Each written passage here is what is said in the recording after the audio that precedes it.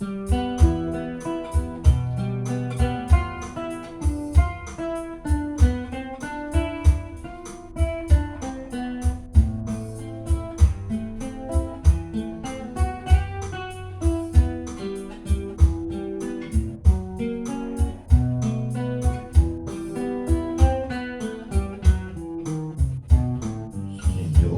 floresta, um índio guerreiro da raça tupi,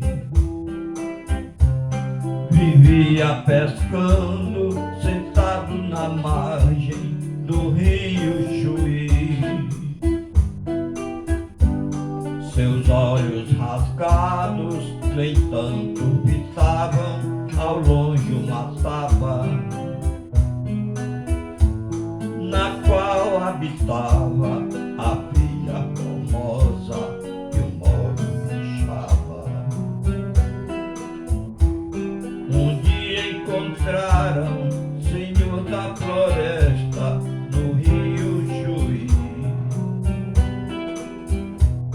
crivado de flechas de longe atiradas por outro tupi. E a filha formosa do Moro Bixaba, quando anoiteceu, correu,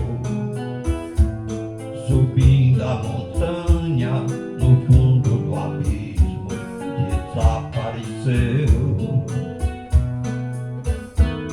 Naquele momento alguém viu no espaço uma luz no luar. Senhor da floresta, de braços abertos, risonha cantar. Ó Virgem guerreira, ó Virgem mais linda que a luz da manhã,